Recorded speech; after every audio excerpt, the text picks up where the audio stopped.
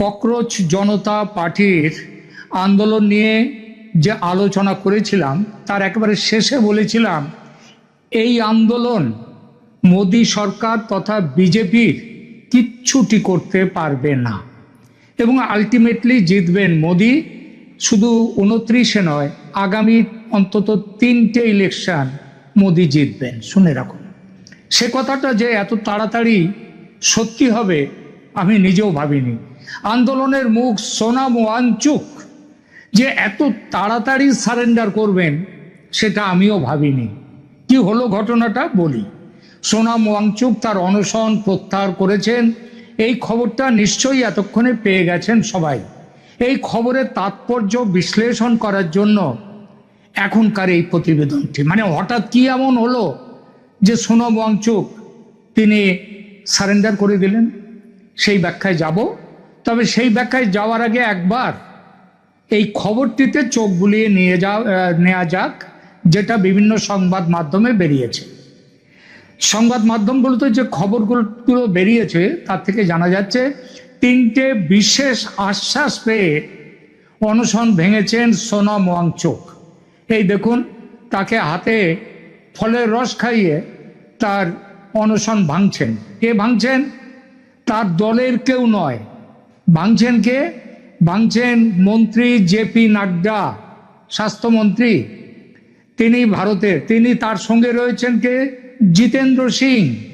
তারা কোথায় cockroach party, তার সতীর্থরা কোথায় কংগ্রেস, তাদের হাত থেকে উনি খাচ্ছেন না ফলের রস, খাচ্ছেন এখানে। দেখুন, দেখলেন তো? তো 3টে আশ্বাস তিনি পেয়েছেন। কি সেই আশ্বাসগুলো? বিভিন্ন সংবাদ সংস্থার প্রতিবেদনে বলা হয়েছে ভারত সরকারের পক্ষ থেকে 3টে আশ্বাস পাওয়ার পরই 26 দিনের অনশন ভাঙার সিদ্ধান্ত নিয়েছেন সমাজকর্মী পরিবেশবিদ সোনাম ওয়াংচুক। শুক্রবার সকালে সামাজিক যোগাযোগ মাধ্যমে একটি ভিডিও পোস্ট করে এই শর্তগুলির কথা জানিয়েছেন তিনি নিজেই। কি বলেছেন শর্তগুলো? ওয়াংচুক জানিয়েছেন যন্তর মন্ত্রের শান্তিপূর্ণ প্রতিবাদে যোগ দেয়া আন্দোলনকারীদের বিরুদ্ধে কোনো মামলা রুজু হবে না বলে লিখিত প্রতিশ্রুতি দিয়েছে সরকার। 20 জুলাই সংসদ অভিযানে অংশ নেয়া আন্দোলনকারীদের বিরুদ্ধে আইনি পদক্ষেপ না নেয়ার আশ্বাসও দেয়া হয়েছে। এটা ছিল দ্বিতীয় প্রতিশ্রুতি। আর তৃতীয় ভিডিও বার্তায় ওয়াংচুক আরও জানিয়েছেন দেশে পরীক্ষা ব্যবস্থা ত্রুটিগুলো নিয়ে সংসদে আলোচনা করবে সরকার এবং দেশের বিরোধী দলগুলো। এই বিষয়েও খেয়াল করবেন কথাটা, দেশে পরীক্ষা ব্যবস্থা ত্রুটিগুলো নিয়ে সংসদে আলোচনা করবে সরকার এবং দেশের বিরোধী দলগুলো। এ পর্যন্ত কি ছিল? এ পর্যন্ত ছিল সরকার আলোচনা করতে চাইছে আর বিরোধী দলগুলো তারা এই আন্দোলনকে সমর্থনের নামে বয়কট করছিল আলোচনা। আর ওয়াংচুক বললেন না, তারা এখন এই আলোচনা করবে।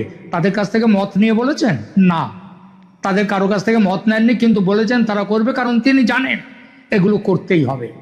এই বিষয়ে কেন্দ্রের কাছ থেকে লিখিত আশ্বাস মিলেছে বলে ওয়াংচুক জানিয়েছেন। এর পাশাপাশি কেন্দ্র আবার কি জানিয়েছে? সেন্ট্রাল গভর্নমেন্ট তারা বলেছে নিটের প্রশ্নপত্র ফাঁসের পর যেসব শিক্ষার্থীরা আত্মহত্যা করেছে তাদের পরিবারকে পর্যাপ্ত ক্ষতিপূরণ দেয়া হবে। তাও বলেননি, কিন্তু বলেছেন বিষয়টি ইতিবাচকভাবে বিবেচনা করে দেখবে কেন্দ্র। ব্যাপারটা বুঝলেন?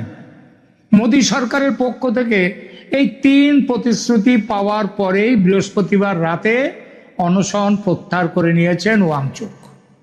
অনশন প্রত্যাহারের পর শুক্রবার সকালে প্রথম ভিডিও পোস্ট করেন ওয়াংচুক এবং সেখানে তিনি বলেন, গত 2 দিন ধরে আমি খুব কঠোরভাবে দর কষাকষি করছিলাম।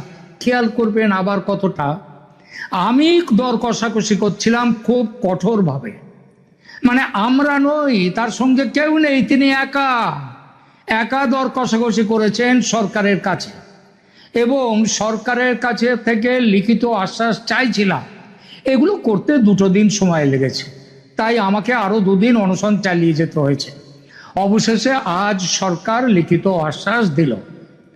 আর ওয়াংচুক অনশন প্রত্যাহার করার পরেই মোদি সাহেব তিনি কি করলেন? প্রধানমন্ত্রী এক পোস্টে তিনি জানালেন সোনমজিকে, মানে সোনম ওয়াংচুককে, আমার অনুরোধ, আপনি চিকিৎসকদের পরামর্শ মেনে চলুন, দৈনন্দিন কাজে ফিরুন। বুঝলেন ব্যাপারখানা? মোদি এই জন্যই হচ্ছেন মোদিজি মোদি। নরেন্দ্র মোদি কেন এই টানা অনশনে ক্রমশ ওজন কমে যাওয়া ওয়াংচুক দ্রুত সুস্থ হয়ে উঠবেন বলেও আশা প্রকাশ করেন প্রধানমন্ত্রী। এটা গেল আজকের ব্রেকিং নিউজ, খবরের একটা দিক। আর একদিকে কি চলছে? সংবাদ সংস্থাগুলো আরো জানিয়েছে সোনম ওয়াংচুক অনশন প্রত্যাহার করে নিলেও আন্দোলনে অনড় থাকবে ককরোচ জনতা পার্টি। অনশন প্রত্যাহারের জন্য ওয়াংচুককে ধন্যবাদ জানালেও এই ককরোচদের প্রতিষ্ঠাতা অভিজিৎ দীপকে তিনি স্পষ্ট বলেছেন যে কেন্দ্রীয় শিক্ষামন্ত্রী ধর্মেন্দ্র প্রধান পদত্যাগ না করা পর্যন্ত যন্তর মন্তরে তাদের প্রতিবাদ চলবে। আন্দোলনের আরো এক বড় শরিক দেশের বিরোধী রাজনৈতিক দলগুলো, তারা এই ঘটনায় কি প্রতিক্রিয়া দিয়েছে তার স্পষ্ট বিবরণ কোথাও খুঁজে পায়নি। তবে ঘটনার অতর্কিত আঘাতে তাদের মুখের ভাষা ফুরিয়ে গেছে। সোনম ওয়াংচুকের অনশন প্রত্যাহারে তাদের কি মনোভাব হতে পারে সেটা নিয়েও আমরা আলোচনা করব। আপাতত দেখা যাক দেনা পাওনার দাঁড়িপাল্লায় কার কি প্রাপ্তি আর অপ্রাপ্তি সেই বিষয়টা। ওয়াংচুক ভিয়েনা থেকে ঘোষণা দিয়েছিলেন ধর্মেন্দ্র প্রধানকে শিক্ষামন্ত্রীর পদ থেকে না হটালে এবং লাদাখকে সংবিধানের ষষ্ঠ তফসিলের বিশেষ রাজ্যের মর্যাদা না দিলে তিনি দিল্লিতে এসে অনশনে বসবেন। এবং যে সে অনশন নয়, ফার্স্ট আনটিল ডেথ, আমৃত্যু অনশন। দাবি পূরণের জন্য ভারত সরকারকে দুদিনের একটা সময়সীমা দেন তিনি এবং বলেন যখন এই আলটিমেটাম দেন তখন তার আশেপাশে কিন্তু ককরোচ পার্টির কেউ ছিল না। কিন্তু দিল্লি ফিরে আসার পর আমরা ভেবেছিলাম সবাই যে তিনি বোধহয় আলাদা একটা জায়গায় অনশন করবেন, কিন্তু তা তিনি করলেন না। তিনি চলে গেলেন যন্তর মন্তরে, ওই ককরোচদের আন্দোলনের মঞ্চে। সরকার ওয়াংচুকের দাবি মেনে নেয়নি, ফলে ওয়াংচুক অনশনে বসে গেলেন ককরোচদের সেই মঞ্চে। কিন্তু মুহূর্তে ককরোচদের যে আন্দোলন সেটা একেবারে বিশাল মোমেন্টাম পেয়ে গেল। 20 জুলাই থেকে আন্দোলনে যে হাজার হাজার মানুষ এসে যোগ দিচ্ছেন, তার আগে সেখানে মাছি উঠতো, শুধু মাছি তাড়ানো যাওয়ার মতো করে লোক যেত। কিন্তু পরে এই যে হাজার হাজার লোক যাচ্ছে তার মূলে কিন্তু আছেন সোনম ওয়াংচুক, কারণ তার একটা আন্তর্জাতিক পরিচিতি আছে, তিনি অনশনে বসছেন।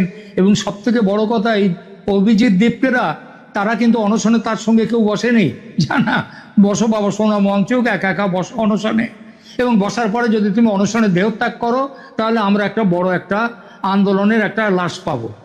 সুতরাং তারা সবাই এইবার লোকজনের খুব ভিড় হতে লাগলো। 20 জুলাই থেকে যে তীব্রতা দেখা গেল আন্দোলনে, যেভাবে সংসদের অধিবেশন ভণ্ডুল হতে থাকলো, তার সবচেয়ে বড় কারণ হলো সোনম ওয়াংচুক এবং তার অনশন।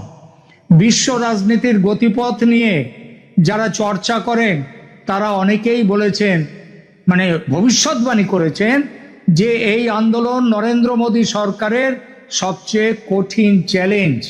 কারণ এই চ্যালেঞ্জ আসছে কোত্থেকে?